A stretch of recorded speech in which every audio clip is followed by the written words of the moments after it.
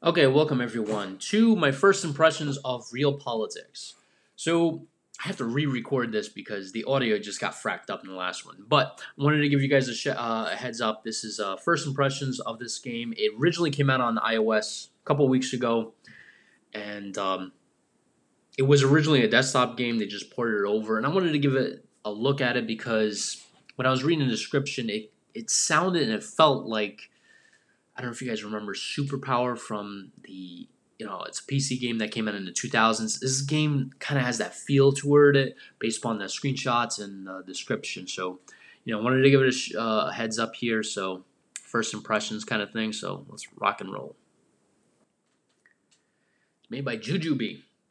Interesting name for a developer. So, there's a couple, I love those loading screen animations. So if you guys didn't see that, you might want to go back a few screens. But anyway, so this is going to be kind of like my second impressions of this because the audio on this was it was freaking absolutely nuts. It destroyed any vocal that I did on the game, so it just destroyed it basically. So what we're going to do is going to start from the beginning here. I'm going to hit new game. There's no multiplayer in this game. I noticed I was going through it, and it's single player only. Hopefully in the future that may include a multiplayer. But for right now, for iOS, it's only single player. That was kind of... I always find those really interesting. Anyway, so a couple things. As you can see, you got scenarios on the left-hand side, and you have select the country on the right-hand side. And the cool thing is, like, you can select a whole bunch of countries here. I can select Italy if I want. That's one real cool thing I really like about this game. It has that superpower / heart to iron feel to it. You can select any country you want to play. I'm going to do US, of course. All right, so I got that. And there's a couple of scenarios on the side. I'm just going to do the world is not enough.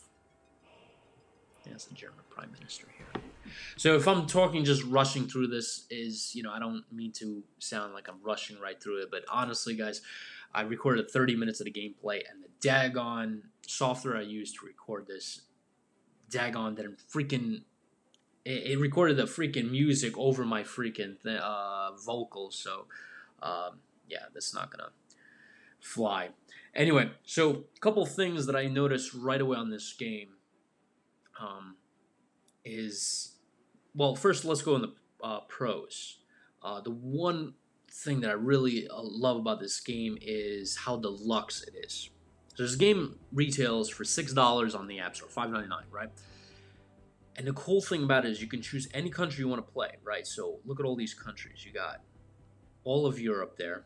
You got all these countries in Africa that you can play, from Zambia to Somalia to Oman to all these countries, which basically changes the dynamics of the game.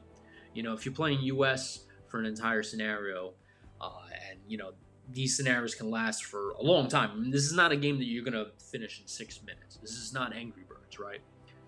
These games can go on for weeks and weeks and such. Well, let's say you finish a game after like 3-4 weeks as the US. Then you can flip over to Liberia or Burkina Faso. I didn't even know that was an actual country. But okay. You can flip over to that and, change the way the game plays out, because, obviously when you change the country, you change the way it's gonna the end game for you. The other thing that I really enjoy is, and this kind of goes into the whole deluxe kind of pro, is how many things you can do in this game. I'll give you a good example. Clicking UN. This is the one thing that I really thought was awesome. So propositions here, you got this menu here, and look at all the stuff that you can do through the UN. So if somebody's like a warmonger, in the first impressions that I did, which there was a war going on between Guyana and Venezuela, right? There was actually a scuffle between them and a full-blown war. And if you go through the UN, you can say anti-warmonger, or you can add sanctions. One cool thing that I did, I really like this, is I did non-proliferation of nuclear weapons. Obviously, because I have them and I don't want anybody else to get them, right? So I can hit propose on this. Now check this out. I'm going to hit the play button here. So as you can see here, you have, you know, voting and day support, and 58% are versus 55%. I'm for it. Japan, Australia, but again, against it is Russia. Is that Russia? Oh, China. My bad. And you know, I thought that was Russia for a second. China. You have United Kingdom. You have France against it, but you have a lot of these core countries here, as well, Australia and Belgium and Germany and such, that are not Belgium. My bad. Germany that are, you know, for it. Now the cool thing is I can lobby for this, so I can, you know, obviously. Oh, I got India for it. That's pretty cool. The only thing I noticed in this thing, I would say probably this is a con, is like, obviously I clicked it right and you got this little bubble for Germany. I can't get out of that until I hit close, or actually I can't even get out of that to begin with until I select a different country. I'd love some way to kind of just knock that bubble out, because sometimes that gets jumps on top of that. Active project atomic bomb. That's interesting.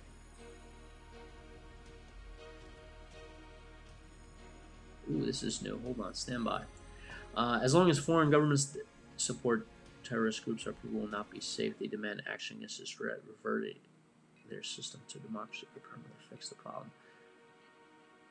Yeah, that works. Okay, cool. So I would have to include that as a pro, how like many things you can do here. Now another cool thing I really like, now check this out, is I would have to put in, no, it's not this part here, hold on, stand by, is this part here. So there's a lot of things I can research. Look how big this tech tree is, look at this. So I can, you know, what was it, I was going to invest in green technology, so I could hit green technology and activate that. Let's do, I guess it's not fossil fuel, right? Oh, I don't have enough. Yeah, I don't have enough letting things to activate that. But basically, yeah, I can go into this and I can, you know, activate this and then go down these lines. So it's big tech trees. You can do a whole bunch of things. You can improve your infrastructure. Oh, I can improve my inventory. As you can see, I got these two on the bottom right here: economy, modernization, and industry. So there's a lot of cool things you can do. I like that you could also go into the military side here, and you know, wow, this is a big tech tree. Look at this. And there's two sides to it too. It's not just one. So you can go into the combat tactics center, do a think tank here, infantry training center. That's pretty cool. I have to do that. Ooh, I like that. Available slots. Let's just we'll leave that. Anyway, I'm probably not going to keep this game. I have another one running for my first initial impressions that, you know, I don't want to lose. So that was really cool. So you got projects, you got UN, but you got like a whole bunch of other things here. You got, you know, I can work on the stock exchange. I can add a market here. Let's do Mexico. Invite. And you can, between, like, I mean, there's so many things. There's so many avenues you can explore. Between the stock exchange, between the UN, investing in ideas. I mean, heck, I can buy new warheads here, or I can discard them and work on my treaty that I actually have going on right now, right? There we go. Which probably does look like I'm probably going to get that. But not even that, but check this out. You got statistics. This kind of reminds me of like Victoria. If you guys ever played Victoria or even Hearts of Iron, you know, this is kind of very familiar where you got like, you can select the country by how many troops they have. And damn, China got a lot. Look at this, 129. I got 90, India got 98. Russia got 60, so that's interesting. Might have to change my my strategy a little bit. GDP size, let's see who's the best. US and China following up. So, you know, when I purchased this game for $6, I was thinking, I was like, all right, this is, I wonder if this is going to be a game similar to, I don't know if you guys remember, but there was a game that came out a couple years ago, and it was supposed to be a partnership between Paradox and another and a developer, where they were going to bring Hearts of Iron type game to the iPad, to the iOS system, right? It was called Strategy and Tactics, and it was supposed to bring the feel of Hearts of Iron, if not the whole game, to it. Unfortunately, it just was really bad. It wasn't. It wasn't at all what we all expected. It was just, yeah. It was a complete cluster of a game, right? So after that game, I was always hoping that Paradox would come forward and release Hearts of Iron or Victoria type game, which they never did. But this game feels a lot like that kind of system. It honestly feels like you're taking Hearts of Iron or Victoria, and then kind of putting a modern day spin on it and putting it on the iPad. And in essence, that's what it feels like. Now, I just want to point out, I am not familiar. I played this game for about maybe a total of 30, 40 minutes.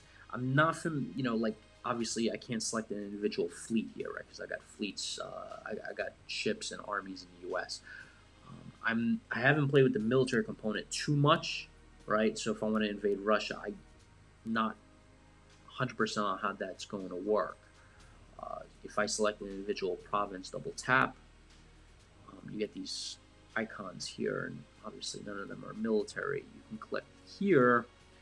You got against this box that pops up that I can't get rid of. There we go. Okay, and then you can obviously select your military, but it's not as I would say as intuitive as moving soldiers and navy as Hearts of Iron if you played that game, right? And I'm not totally familiar how I can move soldiers from here to Russia, or put it like in nuclear, Los Angeles type ballistic. It's a Los Angeles type ballistic missile submarine. I'm trying to remember, but if anything, an ICBM capable submarine, maybe in the Black Sea, or somewhere in the Arctic, so I can threaten Russia.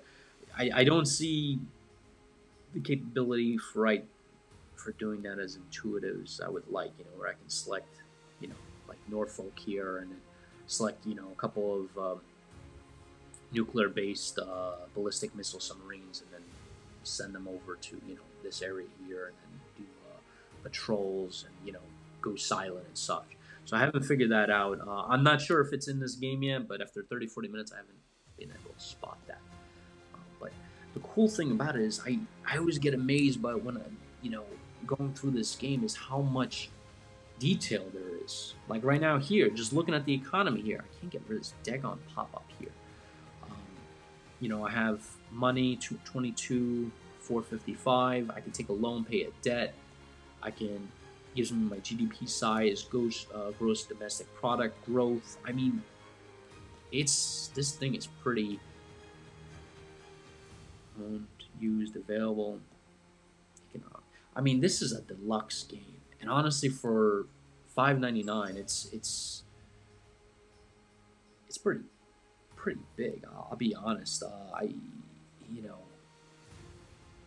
think it's definitely for $6. This game is definitely, as a first impressions, definitely worth it to purchase it, because you get a lot of replay value. I'm playing US. This game is probably another cool thing I gotta mention is, like I said, this game can go for weeks. But not only that, is you can play this on your iPad and your iPhone.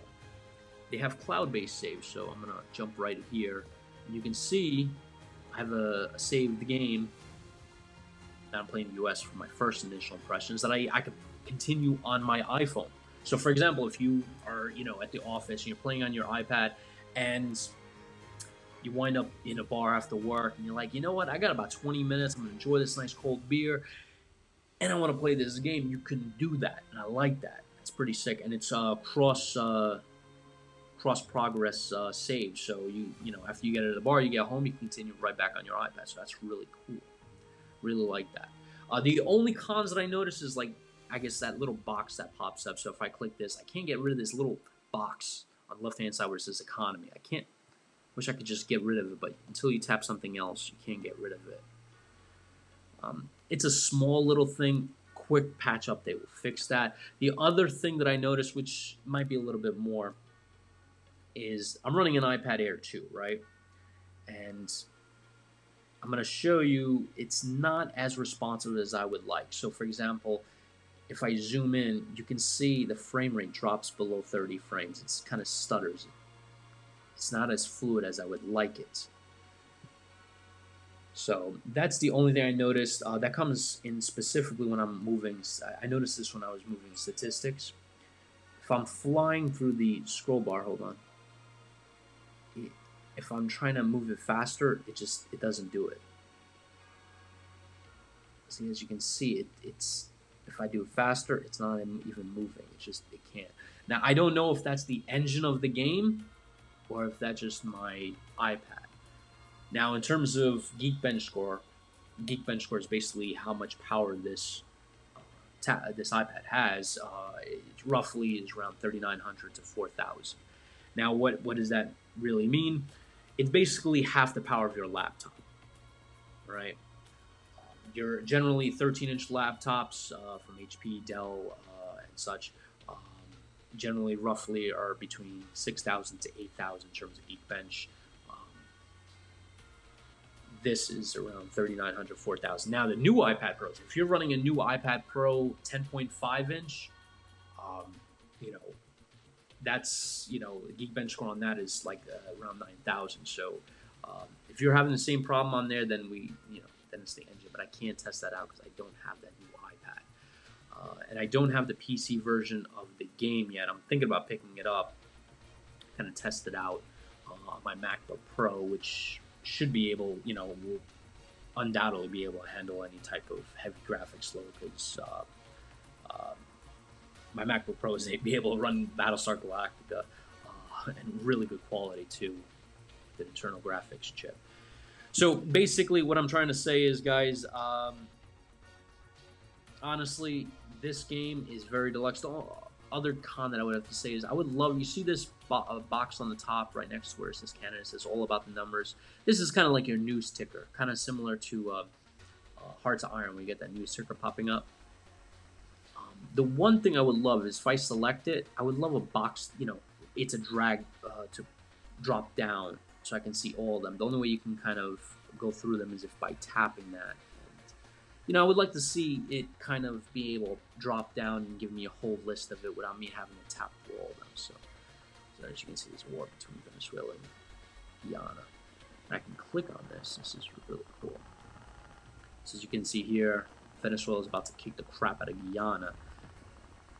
And, I can do a couple of cool things here. So I can go on the Guyana side, whatever. This.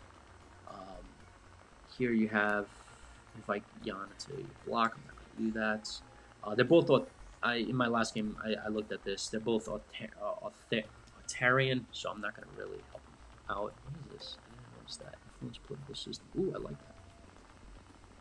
That I will do, actually. Let's do that. Let's see if they have the same thing.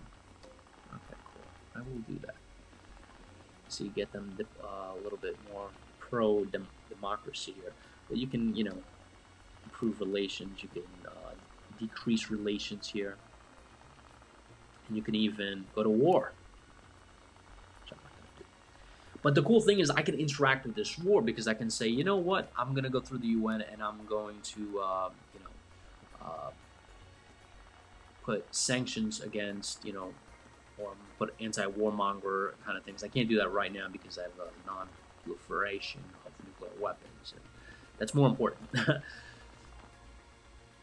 So, yeah. So, honestly, guys, this is, as a first impressions of the game, after playing it 30, 40 minutes for $5.99, this game hasn't crashed on me. I haven't noticed any bugs besides, it's not really a bug, but, the frame rate drops.